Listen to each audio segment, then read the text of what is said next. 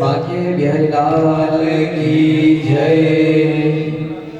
तब कुछ संतों ने कहा है कि जो ओटला और चौराहे में बैठा है नहीं, बोले हाँ, इनका ना तो कोई आत्मा से परमात्मा का संबंध है, ना कोई भगवान का भजन करने से संबंध है।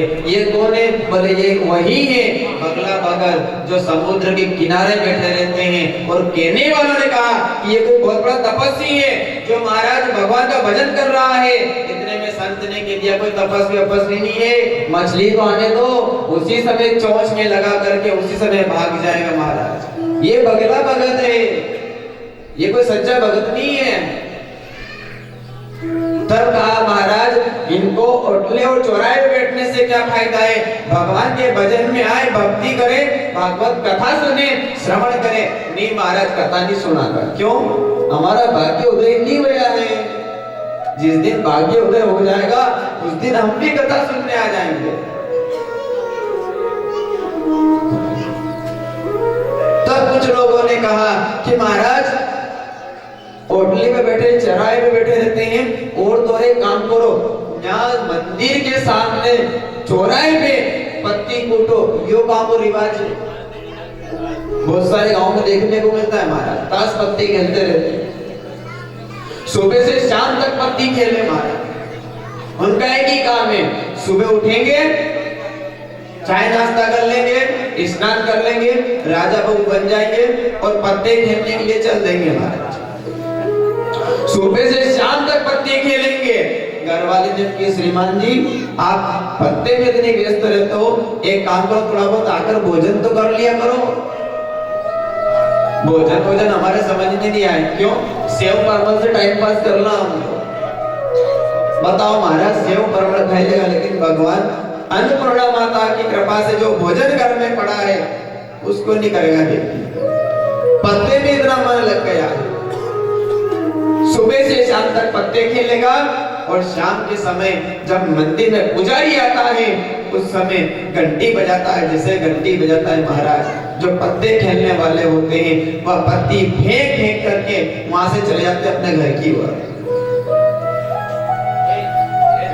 जब वो घर की ओर जाते हैं महाराज, तब वर्णन आता है कि एक गांव में रिवाज देखना, शाम के समय जब आरती होती है और घंटी बजती है उस समय कुत्ते रोते रोते आते हैं महाराज। कई गांव में देखने को मिलता है, उसी समय कुत्ते रोते रहते आए और कुत्तों से पूछा, अरे कुत्तों तुम क्यों रोते हो, क्या कारण है? कुत्तों ने कहा महाराज हमें बड़ी तकलीफ हो रही है मन में।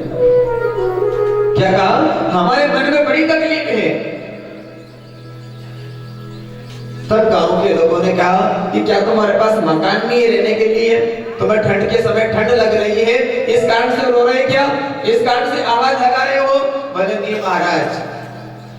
तुम्हारे पास कंबल नहीं है, कंबल दे देते हैं हम। नहीं महाराज कंबल के लिए भी रोना नहीं है। रोटी नहीं महाराज, रोटी के लिए भी नहीं रो रहे। क्यों?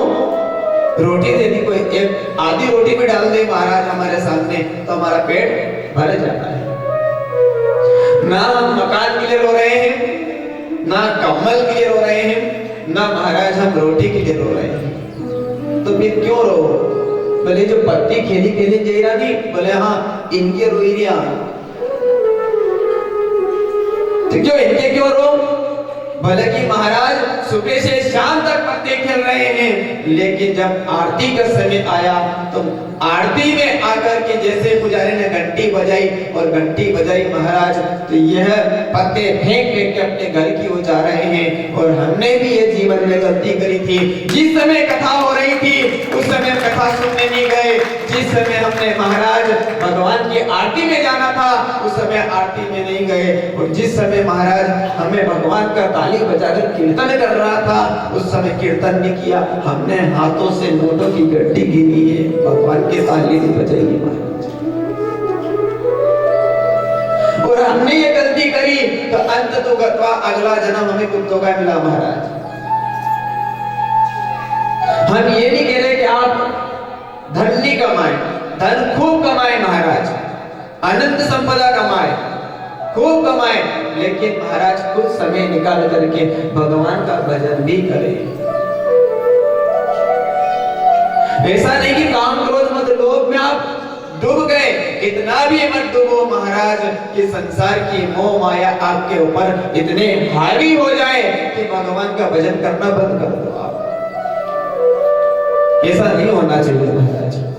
आप 24 घंटे में से 23 घंटे जो भी आपको कर्म करना है, दिन रात जो भी कर्म आपको धन संपदा कमाना है, कमाओ, खूब कमाओ, लेकिन महाराज उस धन संपदा कमाने के बाद कुछ समय जो है आधा घंटा, 1 घंटा, 10 मिनट, 5 मिनट भगवान के लिए निकाल लें महाराज। लेकिन नहीं महाराज, हम धन नहीं कमाएंगे, और धन तो कमाएंगे, लेकिन हम जब धन कमाते हैं तो धन महाराज कहते हैं कि धन के भी कुछ ऐसे नियम बताए गए हैं कि जो हमने धन कमाया है उस धन में से 10वां भाग हमें दान करना चाहिए। बताओ महाराज, आज कोई व्यक्ति 10वां भाग दान करता है? नहीं करता है महाराज। और कई जगह देखने को मिलता है महाराज, लोग संक्रांत के समय जब घर के द्वार पे कोई मांगने आता है भिक्षु, तो महाराज घर में पत्नी से कहता है, देवी तुम घर में से ताला लगा लेना और मैं बाहर से ताला लगा करके कुएं पे जा रहा हूं। क्यों? आज जो है संक्रांत है, और संक्रांत में कोई मांगने आएगा तुम्हें कुछ देना पड़ेगा यहाँ पे। बताओ महाराज, इनका धन में भी ताला लग गया और जीवन में अपनी जिंदगी में भी ताला लगा दिया। घर में बंद हो गए महाराज, ऐसे ऐसे लोग हैं। होना ये चाहिए कि जो हमने कमाया है उसमें से 10वां भाग दान करें। और दान कहाँ करें महाराज? सावधान, ध्यान रखना, दान भी करने का एक पात्र व्यक्ति होना चाहिए। कुपात्रों का भी दान मत करना महाराज। पात्र के साथ यदि आपने कोई गरीब कन्या का विवाह होता हो और उसका पिता यदि सामर्थ्यवान नहीं है, तो महाराज वहां जाकर के आप यदि धन संपदा है तो दान कर देना। जहाँ गौशाला है, जहाँ गाय भूखी मर रही हो और वहां महाराज हमें दान करने का अवसर भी मिले तो हमें दान कर देना चाहिए। लेकिन महाराज कहीं ऐसा नहीं कि हम दान करें और दान लेने वाला व्यक्ति जाकर के शराब पिए, मांस भक्षण करे। ऐसे व्यक्ति को भी दान मत करना महाराज, क्योंकि वो दान लगता भी नहीं है। आपके घर यदि कोई गरीब आ गया है, भिखारी आ गया है, उसे दान कर देना महाराज। आपसे दशम नहीं बने, जो आपसे बने वो दान कर देना, लेकिन हम दान नहीं करते। हमारे मन में क्या है, यदि कोई कथा हो रही, सत्संग हो रहा है, भागवत हो रही या भजन संध्या भी हो रही है और चंदा मांगने आए कोई, तो महाराज एक गांव में एक व्यक्ति था जिसका नाम था दानचंद। क्या नाम था? दानचंद। कभी दान नहीं देता महाराज, लोगों ने नाम रख दिया दानचंद। दानचंद से कहा कि भले आदमी तू थोड़ा बहुत दान कर दे। पूरे गांव के लोग कहते दानचंद ने कभी दान नहीं किया महाराज। तब उसकी पत्नी ने कहा कि एक काम करो, गांव के लोग तुम्हारी बड़ी बदनामी कर रहे हैं, थोड़ा बहुत दान तो कर दो। ठीक है महाराज। पत्नी से कहा, देवी एक काम करो, जीवन में कभी दान नहीं किया है, अब मैं दान करूंगा। तो घर में संदूक में तिजोरी के पास गया और एक सोने का सिक्का निकाला। मंगलवार के दिन हनुमान जी के मंदिर में लाइन में लग गया महाराज दान करने के लिए। मंदिर में खड़ा, मुट्ठी में पैसे को बांध लिया और महाराज छाती से वो सिक्का नहीं छूट रहा है उसके, केस को छोड़ दो, मन ही मन रो रहा है। सिक्के जीवन पर्यंत तुझे मेरे संदूक में मेरी तिजोरी बंद करके रखा है, आज तुझे छोड़ना पड़ेगा। गांव के लोग बड़ा बदनाम करते हैं मुझे। तब महाराज जब लाइन में उसका समय आया कि चलो भगवान के दर्शन कर ले, तो ज्यादा लंबी लाइन थी, मंगलवार का दिन था और हाथ में मुट्ठी में उसको कस करके बांध रखा था उस सिक्के को। और उसी समय जब वहां पहुंचा मंदिर में हनुमान जी के सामने, तो हनुमान जी को देखे और सिक्के को देखे, हनुमान जी को देखे महाराज और सिक्के की ओर देखे, ये सिक्का आज मुझे छोड़ना पड़ेगा। हनुमान जी ने कहा कि वारे भगत, तेरे जीवन में तुझसे एक सिक्का सिक्का भी छूट रहा है आज। तब वर्णन आता है कि जब दान पेटी में चढ़ाने का समय आया तो उसने मुट्ठी खोल करके देखा और कहा कि अरे सिक्के अब तुझे चढ़ाना पड़ेगा। और देखा तो सिक्का जो है महाराज मुट्ठी ज्यादा देर से बांध रखी थी, तो पसीने में जो सिक्का पसीज गया था, उस समय उस व्यक्ति ने कहा कि मैं तुझे छोड़ने के लिए रो रहा हूँ पसीने में, तो अब सिक्के तू भी रो रहा है, अब मैं तुझे नहीं छोड़ूंगा। वापस जेब में भर लिया और अपने घर आ गया महाराज। उसने सिक्का नहीं चढ़ाया कि तू भी रो रहा है, मैं तुझे नहीं चढ़ाऊंगा। कैसा कंजूस आदमी महाराज। अब कुछ लोग वहां दान लेने पहुंचे और कहा कि अपने गांव में भागवत है, एक काम करो, थोड़ा बहुत दान दे दो, चंदा दे दो। तो उसने क्या कहा, एक काम करो, लिख दो, मैं बाद में दे दूंगा। तो गीता लिखे, आप लिखो मत, मैं मुंह से नहीं अड़ू कितनो लिखो चंदो, नहीं आप तो लिखो, बताओ आप तो कितनो है। तब लोगों ने कहा ये मुंडा में तीन एड़े चंदो जेब में गड़ी दे देगा, ये नहीं देगा महाराज। जो व्यक्ति अपने मुंह से नहीं बोल सकता वो कभी अपने जेब से चंदा निकाल करके नहीं दे सकता। क्यों?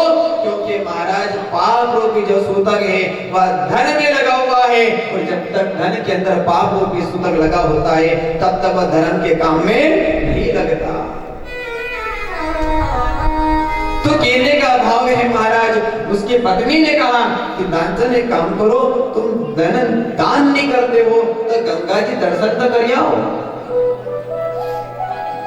क्या कहा कि गंगा जी चले जाओ, मात्र 10-12 किलोमीटर है। दानचंद जो है पत्नी की बात मान करके गंगा जी जाने लगा और कहा कि देवी मैं गंगा जी भी जाऊं तो वहां पंडा जो है वहां स्नान करूं तो दान मांगेंगे, दान तो वहां भी मुझे करना पड़ेगा। तब उस समय उसकी पत्नी ने कहा कोई एकांत जगह देख लेना और स्नान करके आ जाना। ठीक है महाराज। वह दानचंद गंगा जी गया और घाट पे जाकर देखता है पंडे बैठे हैं महाराज, हर घाट पे पंडा बैठा और दान दक्षिणा मांग रहा है। तब क्या किया उसने, घूमते घूमते वह शमशान घाट चला गया। कहां चला गया? शमशान घाट। शमशान घाट में देखा वहां कोई भी नहीं था महाराज। कौन रहे शमशान घाट में महाराज? कोई चला जाए तो ठीक है, नहीं तो ठीक है, राम राम महाराज। अब शमशान घाट में कोई नहीं है और दानचंद ने कहा ठीक है अच्छा स्थान है, अब मुझे यहाँ स्नान कर लेना चाहिए। जैसे ही स्नान करने के लिए महाराज गंगा जी में डुबकी लगाई, उसी समय संसार में रहते हैं भगवान देवाधिदेव महादेव महाकाल। उसी समय महाकाल मन में बड़े मुस्कुरा रहे हैं और कह रहे हैं कि कंजूस तो बहुत देखे हैं लेकिन दानचंद जैसा कंजूस मैंने आज तक नहीं देखा। कि नहाने के लिए यहाँ दान देने के बहाने आज जो महाराज दान नहीं दे, ये भाव लेकर के शमशान घाट में नहाने आ गया। तब भगवान शिव ने पंडे का रूप बनाया और उसी समय जब दानचंद बाहर आया स्नान करके, तब महादेव ने कहा हर हर महादेव, हर हर महादेव। और जैसे ही पंडे को सामने देखा महाराज, तो दानचंद जो है घबरा गया। बोलो महाराज कौन हो आप? बोले कि मैं यहाँ का पंडा हूं। तो भले आदमी शमशान घाट को भी नहीं छोड़ा, हम शमशान घाट में रहते हैं महाराज। और यहाँ पे जो यजमान आते हैं ना, वो साल में 1-2 बार 3 बार ही आते हैं, और आते हैं तो पूरे साल भर का खाना एक साथ में देकर चले जाते हैं। दान करने की एक पौड़ी देना पसंद नहीं करता हूं, तुझे 1 साल भर का दान कब तक दूंगा मैं? बोले भाई मैं तुम्हें दान नहीं दे सकता इतना। तो महाराज दान तो तुम्हें देना पड़ेगा। तो एक काम करो, मैं दान दे देता हूं लेकिन 1 पैसा दान करूंगा। कितना? 1 पैसा। ठीक है, संकल्प करो यजमान देवता, 1 पैसा हाथ मिलो, संकल्प करो और दान छोड़ो। दानचंद ने कहा कि ये भी डायरी में लिख लो, अभी नहीं दूंगा। भगवान शिव ने कहा इतना कंजूस है रही है कि 1 पैसा भी दान नहीं कर रहा है और कह रहा है कि घर पे दूंगा, लिख लो डायरी में। भगवान शिव ने लिख लिया महाराज। दानचंद घर गया और तो और महाराज जब वो घर गया ना तो पैदल पैदल घर चला गया, परंतु गाड़ी में नहीं गया। क्यों? क्योंकि गाड़ी में यदि जाऊंगा तो पैसा देना पड़ेगा, किराया देना पड़ेगा। इतना कंजूस था महाराज। गया वहां पे घर पे जाकर थका हारा सो गया। भगवान देवादेव महादेव फिर पंडे का रूप बनाकर अंतर्यामी जैसे अंतर ध्यान होकर के उसी दानचंद के घर के सामने जाकर खड़े हो गए। अलग जगह ही महाराज, जैसे ही अलग जगह ही भगवान ने कहते हैं कि सामने जो है महाराज उनकी पत्नी को आदेश दिया कि देवी दानचंद को बुलाओ। मैंने जो है पंडा हूँ, गंगा जी से आया हूँ, तो संकल्प किया था दान का, वह दान लेने आया हूँ। तो महाराज पति देवता अंदर सो रहे हैं अभी, आप कुछ देर बाद आना। नहीं देवी मैं यहीं बैठूंगा। तो दानचंद की पत्नी ने जाकर कहा पति देवता आपके पास जो है यहाँ कोई पंडे के रूप में आए हैं, कोई महात्मा, आप कोई दान करके आए, संकल्प करके आए? बोले कि हाँ आया तो देवी। वो आ गए लेने? आ गया? बोले हाँ आ गया। तो देवी एक काम करो, कह दो मैं यहाँ नहीं हूँ। क्या कहा? कह देना यहाँ नहीं हूँ मैं। उसकी पत्नी ने कहा कि महाराज ने कह दिया कि दानचंद तो यही है और सोए हैं। ते काम कर तू ये कह दे कि दानचंद जो है बीमार हो गया। क्या कहा? कह दे बीमार हो गया तो चला जाएगा वो। भगवान शिव के पास उसकी पत्नी पहुंची, कहा महाराज पति देवता तो बीमार हो गए हैं, आप बाद में दान लेने आ जाना। दानचंद ने कहा कि मारे पंडे तूने दूसरे दिन ही आकर के मेरा दान मांगने आ गया तू।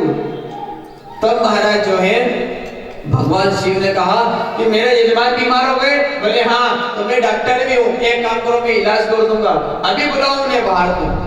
फिर पत्नी गई। महाराज वो तो कह रहे कि तुम्हारे जो है इलाज भी कर देंगे, उपचार भी कर देंगे। दानचंद ने कहा एक सिक्का देने का तो मन नहीं है और इलाज करेगा तो ना जाने कितने पैसे लेके जाएगा ये। देवी मना कर दो। तो भगवान मना कैसे कर दो, आप तो यहाँ घर पे ही हो, एक काम कर, कहना तो नहीं चाहिए पर एक काम कर। बोले क्या? यूं कहते कि मेरे पति देव तो चले गए। क्या कहा? कहते मेरे पति देव चले गए। अरे महाराज ऐसा होता है क्या?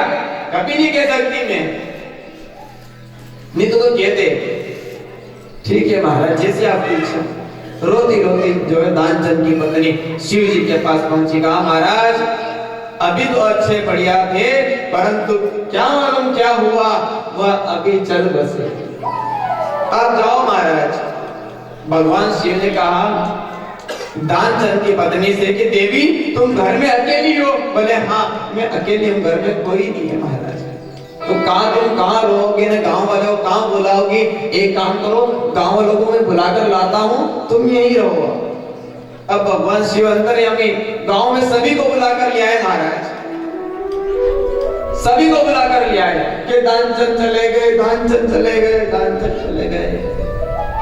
गांव के लोग सभी आ गए महाराज। दानचंद की पत्नी ने धीरे से जाकर दानचंद से कहा कि महाराज आपका वो पंडा गया तो नहीं है परंतु गांव वाले को बुलाकर जरूर ले आया है और आपको शमशान ले जाएगा।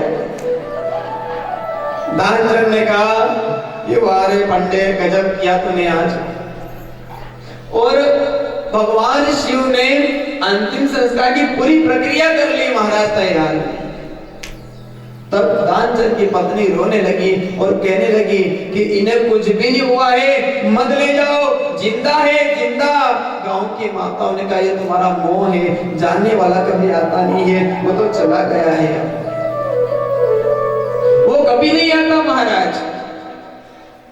तब जब उसे ले जाने लगे और वर्णन आता है कि अंतिम संस्कार की पूरी तैयारी हो गई, जब लकड़ियों पर लेटाने लगे, अग्नि जलाने लगे, तब तक भी दानचंद ने महाराज जगा महाराज।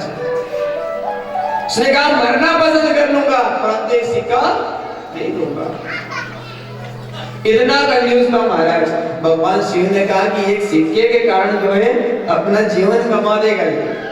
भगवान शिव ने कहा एक काम करो, ये मेरा भगत था, मैं इसका गुरु हूँ, इसको गुरु मंत्र देना चाहता हूँ। और भगवान ने कहा दानचंद तुम खड़े हो जाओ, मैं कोई पंडा नहीं हूँ, मैं तो भगवान शिव हूँ जो तुम्हारी परीक्षा ले रहा था। तुम मांगो, जो मांगना चाहो मांग लो। तुम्हारे इस कंजूसी से मैं प्रसन्न हुआ।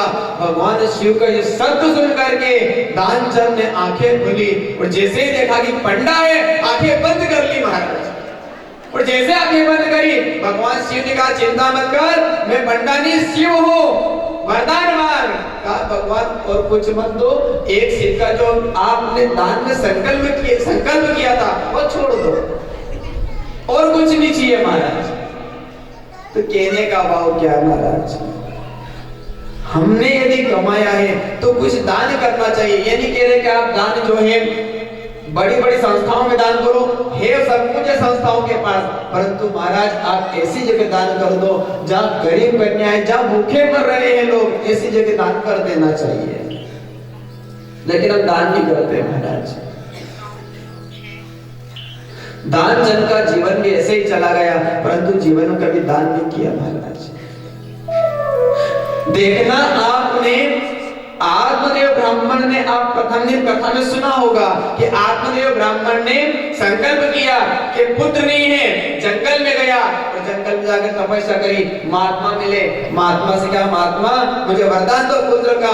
महात्मा ने कहा कोई वरदान नहीं दे सकता। क्यों? तुम्हें एक जन्म नहीं 7 जन्म तक का तुम्हें पुत्र प्राप्ति का वर नहीं है। तुम्हें पुत्र 7 जन्म तक का सुख नहीं है पुत्रों का, कृपा करो महात्मन। तब आत्मदेव ब्राह्मण ने कहा था कि महाराज मैं इसी समय मर जाऊंगा, परंतु आपको जो है मुझे महाराज देना पड़ेगा पुत्र प्राप्ति का वरदान। और तो और महाराज अभी मर जाऊंगा, और महात्मा आपका माथेज मरूंगा मैं अभी। क्यों? पहले तो एक जन्म का दुख था कि एक जन्म में बेटा नहीं है, आपने 7 जन्म का दुख पैदा कर दिया महाराज, ये 7 जन्म तक बेटे नहीं है महाराज।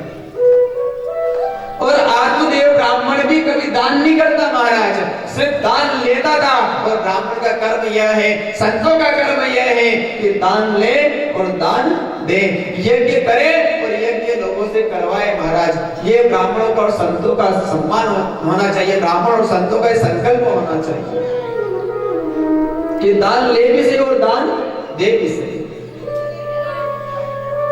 तब वर्णन आता है महाराज कि आत्मदेव ब्राह्मण और भगवान भी कहते हैं जीव से कि जीव थोड़ा मेरे पास में आ जा, परंतु व्यक्ति पास नहीं आता है।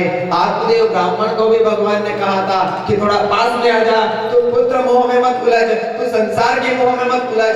आत्मदेव ब्राह्मण नहीं माना था महाराज। भगवान ने कहा ये ऐसे नहीं मानेगा, इसे समझाना चाहिए। तब भगवान ने पत्थर से कहा पत्थर थोड़ा पास में आ जा। तब हनुमान जी का वचन सुनकर पत्थर ने कहा भगवान मैं पास में नहीं आ सकता। क्यों? क्योंकि यदि पास में आया तो मैंने सुना है कि धर्म का मार्ग जो है बड़ा टेढ़ा होता है महाराज। धर्म का मार्ग बड़ा टेढ़ा है महाराज।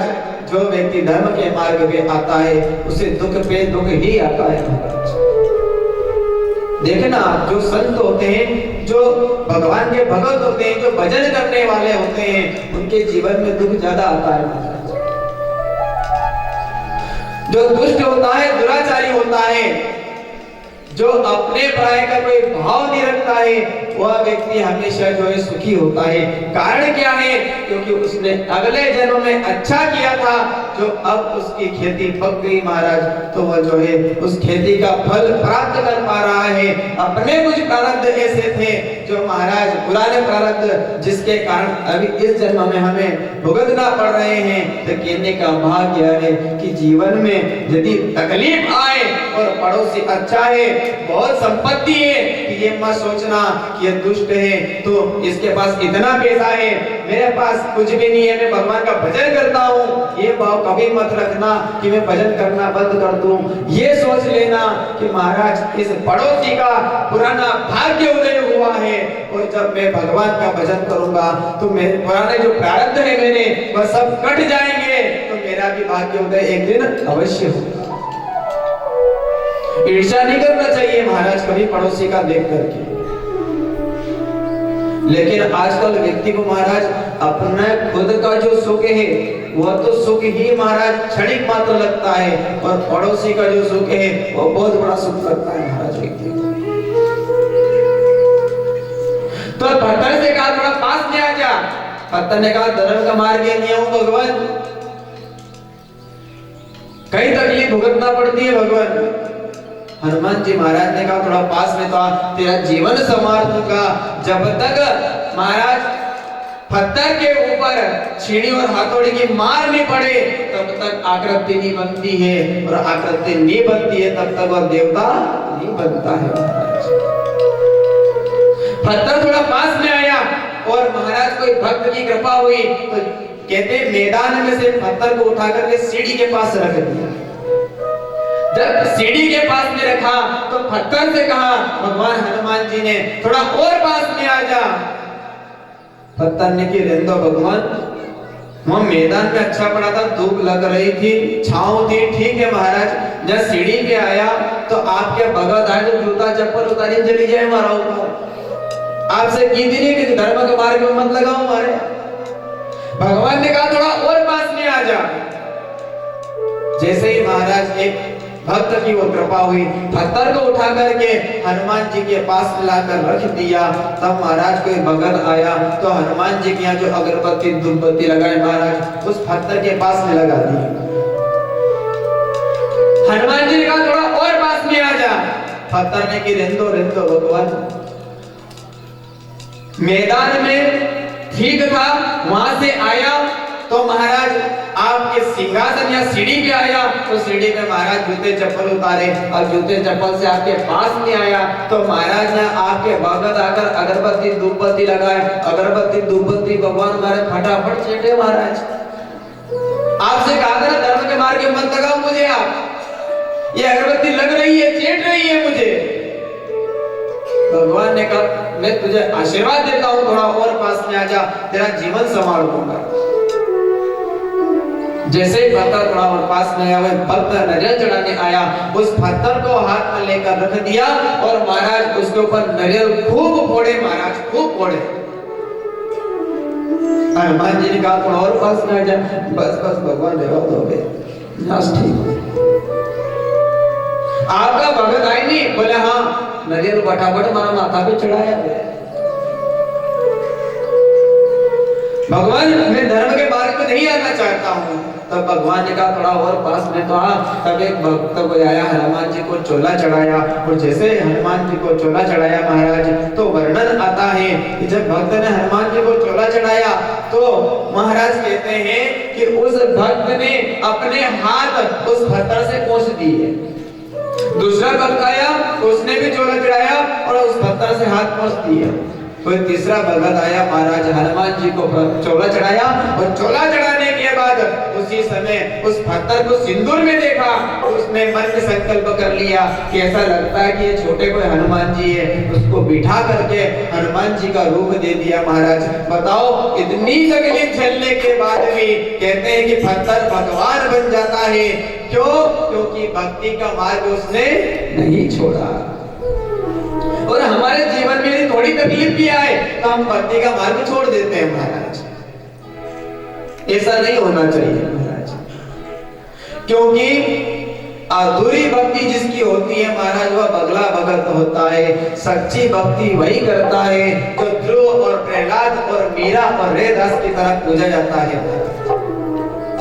तो आइए हनुमान जी महाराज का ध्यान करते हैं और आगे कथा प्रस्थान करते हैं।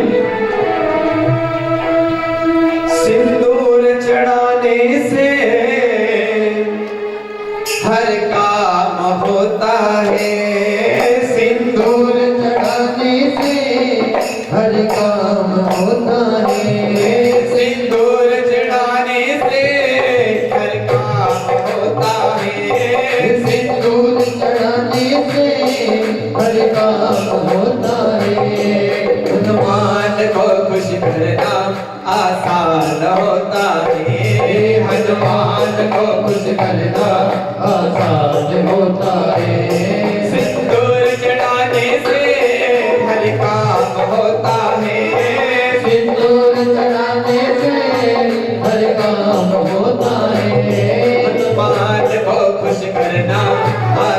संग होता मेरा